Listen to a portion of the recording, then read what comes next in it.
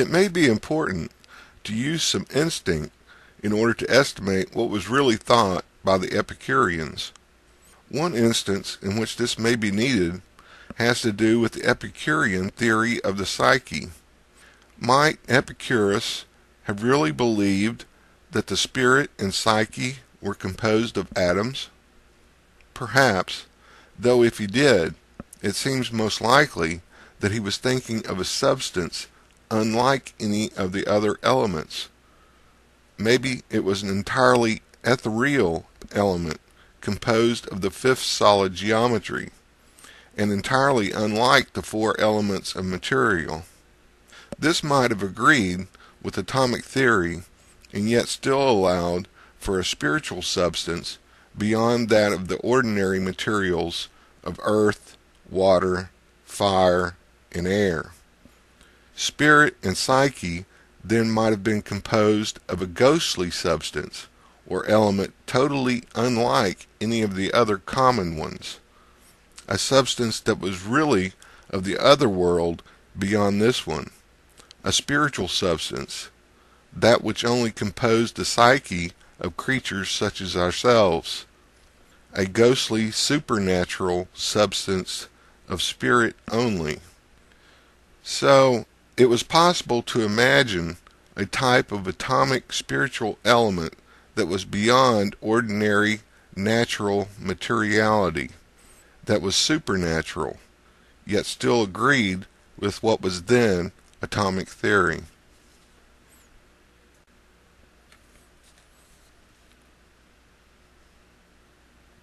It is the entirety of creation that is the art and vehicle of the deity. A single part of the natural world, such as the sun or the moon or even the stars, is a limitation upon the presence of God that is caused by mythic thinking. Nietzsche is saying that language and myth are the tools of any religious practice, and it was with the philosophy of the Hellenes that this realization first entered into our civilization beyond the Great Sea. His belief was that Epicurus wasn't bound to a single mythic viewpoint, such as might cause false opinion to such an extent. Instead, Epicurus seems to have come closest to getting a theory the nearest to absolute reality. The reason Nietzsche believes so is because Epicurus must have valued both dimensions of existence, both the supernatural, spiritual, as well as the natural. Socrates and Plato had most of it correct, though Nietzsche believes that Epicurus may have gotten it better, a more complete understanding of the arrangement between the natural and the supernatural zones of the cosmos.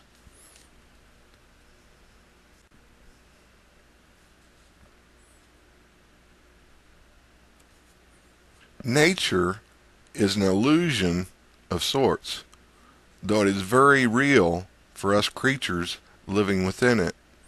Both Plato and Epicurus understood this. The problem with Plato was that he relied on only half of the theory.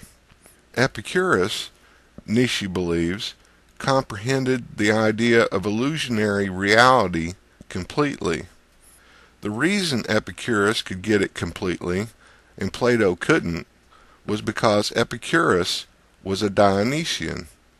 The world is illusion, though for us creatures it is mostly real. Only for the deity is the world a complete illusion. Epicurus most likely understood this, and the reason he did was because of his belief in the god Dionysus.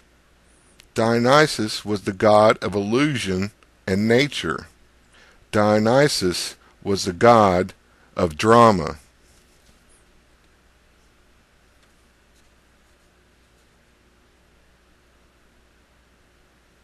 Drama is the word for a type of illusion in the Hellenic language. Drama is much like the Hindi word Maya. These words have very similar ideas, showing the effect of the deity's creation upon our reality. The ancient drama of the Hellenes was originally a religious ceremony that was performed to show the populace how the god moved within the illusion of natura, physic. Drama is the world. The world is drama.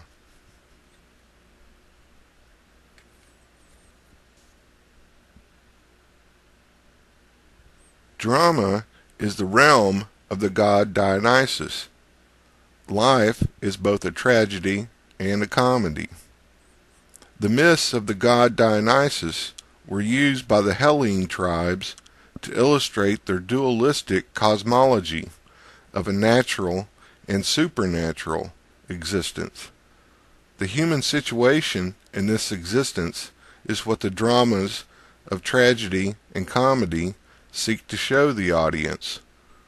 The god Dionysus is above the strife and comedy in human affairs, though he mixes in somehow with the actors in the plays seen on the illusionary stage.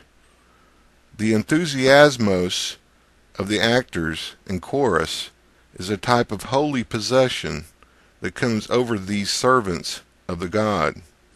Even the audience itself becomes taken up with the holy spell performed before them, and they are then given an elixir of sight, a step beyond the normal human situation, a situation that is usually within the performance of the god's natural illusion, not as with the audience beyond it. The audience is then given a vision during the drama's performance of what the god's viewpoint may be somewhat like. Drama was a religious entertainment with instruction, a communal social activity that might be enjoyed while worship was made.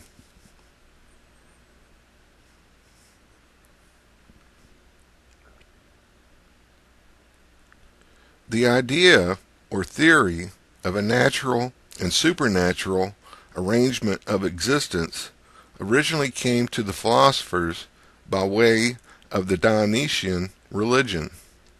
With the cosmology, they also received the perception of a natural world that was a type of divine illusion. And if this much of the philosopher wisdom was supplied by Dionysus, how much else might have been in its origin the tenets of Dionysian priests and priestesses? May not philosophy have had its start as a type of extracurricular religious discourse? Were they discussing outside the temple and in a reasoned way what had for many centuries been taught within the column aisles of the gods, and especially those of Dionysus? Many of the more important theories of Hellene philosophy are most likely of a much more ancient vintage, such as the belief in an immortal psyche and a natural universe composed of geometric elements, atoms of earth, water, fire, and air. The question is, how many a religious tenet was later a philosophical model? How many a theorem had its origin in some Arcadian inculcation first chorused by wanton Maenad huntresses in nature's wilds? Furthermore, from what unknown and shadowy land did the god of wine embark before his theaters were tuneful with song?